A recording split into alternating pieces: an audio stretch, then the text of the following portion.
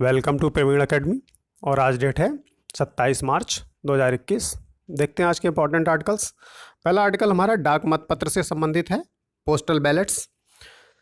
तमिलनाडु में विभिन्न विधानसभा क्षेत्रों में जो 80 वर्ष से अधिक उम्र के मतदाता हैं उनको पहली बार मतपत्र के माध्यम से वोट डालने की अनुमति दी गई है, इसलिए ये न्यूज़ में है।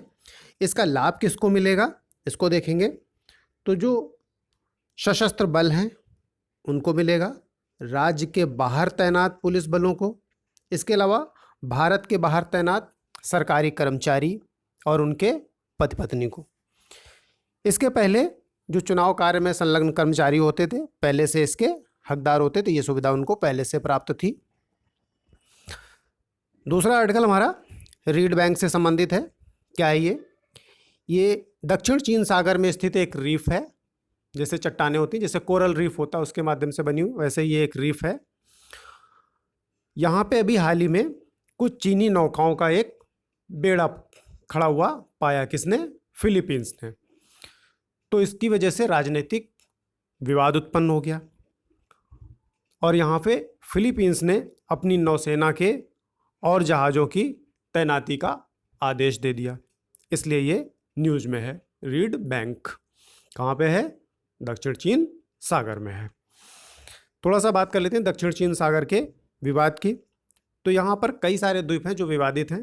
पहला बात करेंगे हम पार्सेल द्वीप समूह की और दूसरा है स्प्रैटली द्वीप समूह।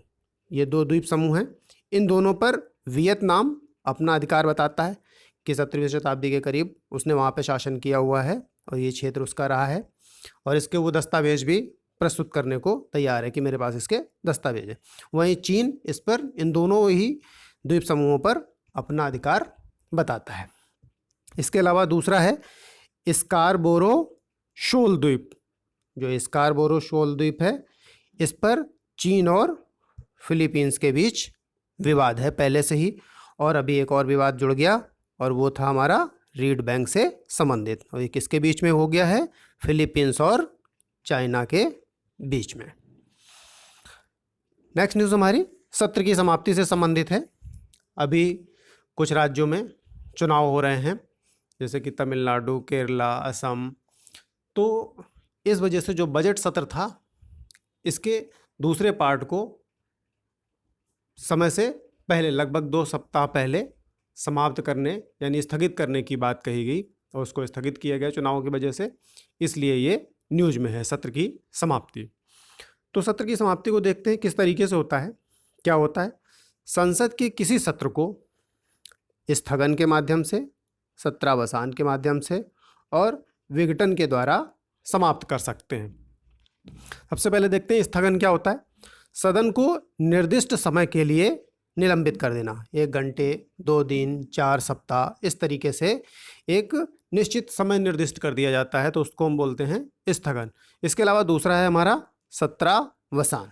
सत्रावसान में सत्र की समाप्ति होती है। कैसे होती है?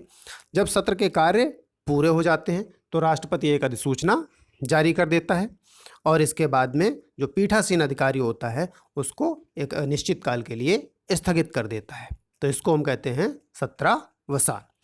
इसके अलावा एक और टर्म होता है विघटन। विघटन में क्या होता है? यानी लोकसभा का कार्यकाल समाप्त हो गया, वहीं राज्यसभा में राज्यसभा का विघटन नहीं होता है। क्यों? क्योंकि वो एक स्थायी सदन है और इसका विघटन किसका होता है? केवल लोकसभा का। इसी तरीके से राज्यों में विधानसभा का होता है। इसको कौन करता है? राष्ट्रपति जो है वो लोकसभा का विघटन करने की शक्ति रखता है। तो ये था हमारा स्थगन और विघटन से संबंधित आर्टिकल।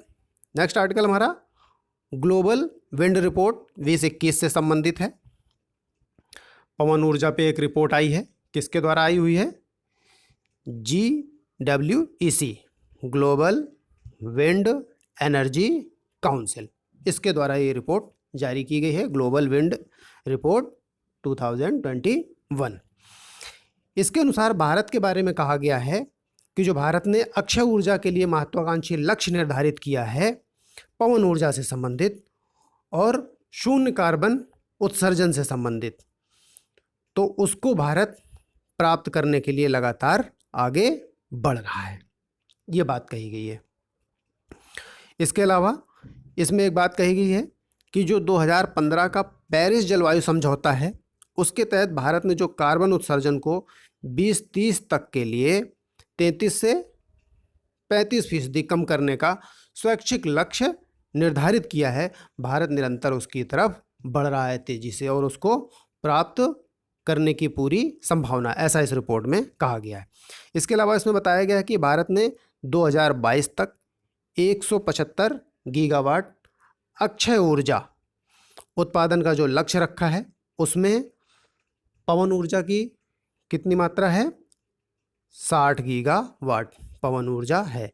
इसके अलावा 2030 तक 450 गीगावाट का लक्ष्य रखा है। इसमें 140 गीगावाट क्या है? पवन ऊर्जा शामिल है। और 2021 तक, फरवरी 2021 तक भारत ने 139 गीगावाट की क्षमता जो अक्षय ऊर्जा की है उसे स्थापित कर दिया है। भारत अभी 139 गीगावाट की क्षमता को स्थापित कर चुका है और इसमें 39 गीगावाट क्या है? 139 में 39 गीगावाट पवन ऊर्जा शामिल है जो भारत स्थापित कर चुका है।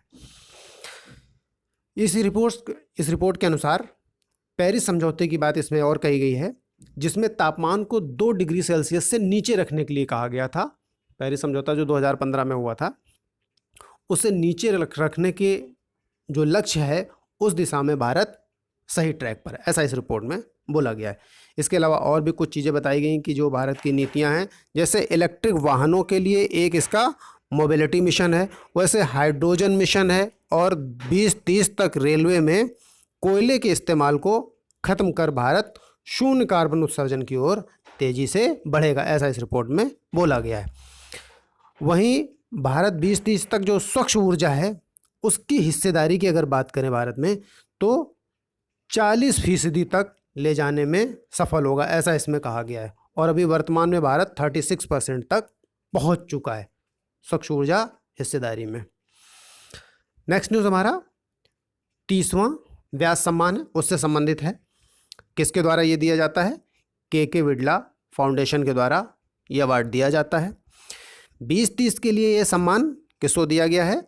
साहित्यकार प्रोफेसर हैं शरद पगारे, इनको दिया गया। ये मध्य प्रदेश से हैं और इनका उपन्यास है पाटलिपुत्र की साम्राज्ञी, इसको चुना गया है, इसके लिए दिया गया है। इस उपन्यास में क्या है? एक निर्धन कन्या के बारे में ये उपन्यास है जो अपनी प्रतिभा से सामान्य परिचारिका से साम्राज्ञी तक पहुंचती है और साम्राज्ञी बनने के बाद अशोक जैसे सम्राट को जन्म देती है। इससे रिलेटेड सारी इसमें कहानी है। इसके अलावा 29वें व्यास सम्मान की बात करें तो ये किसको दिया गया है? नासिरा शर्मा है, इनको दिया गया है और इनका उपन्यास है कागज की नाव, इसके लिए इनको दिया गया है। ये 29वां था और अभी जो दिया गया वो दिया गया है 30वां, वो 2020 के लिए है और नासिरा शर्मा को 2019 का जो 29वां व्यास सम्मान है वो दिया गया था। नेक्स्ट न्यूज़ हमारी विश्व मौसम विज्ञान दिवस 2021 से संबंधित है। कब मनाया जाता है ये? प्रतिवर्ष 23 मार्च को मनाया जाता है।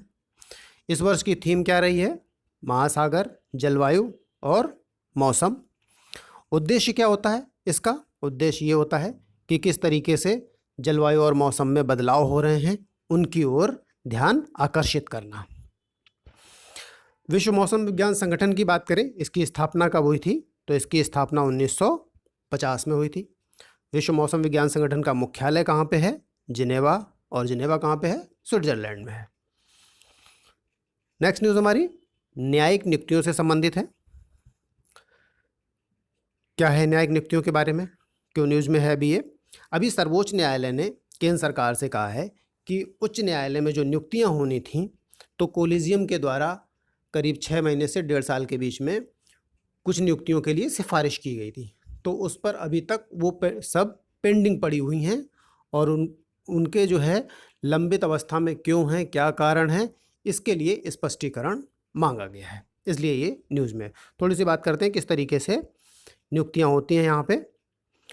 तो अनुच्छेद जो संविधान का 124(2) है, इसके अनुसार राष्ट्रपति, सुप्रीम कोर्ट और हाई कोर्ट, इनके न्यायाधीशों की नियुक्ति आवश्यक न्यायाधीशों की सलाह लेकर करेंगे, जो उनको आवश्यक लगे, ऐसा दिया हुआ।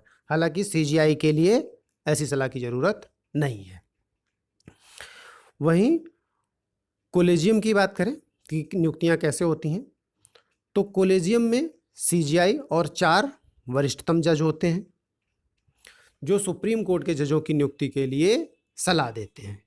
और राष्ट्रपति क्या करते हैं, जो कोलेजियम की सिफारिश होती है उसको स्वीकार कर सकते हैं या पुनर्विचार के लिए वापस भेज सकते हैं। हालांकि पुनर्विचार करने के बाद जो भेजी जाएगी तो उस पर राष्ट्रपति को स्वीकार कर लेना चाहिए। ऐसा जो तीसरे जज न्यायाधीश मामला जो हुआ था 1998 का, उसके अनुसार ये नियुक्तियां चल रही हैं, जिसने कोलेजियम व्यवस्था को और मजबूत बनाया। तो आज के लिए बस इतनी न्यूज़ है। Thank you.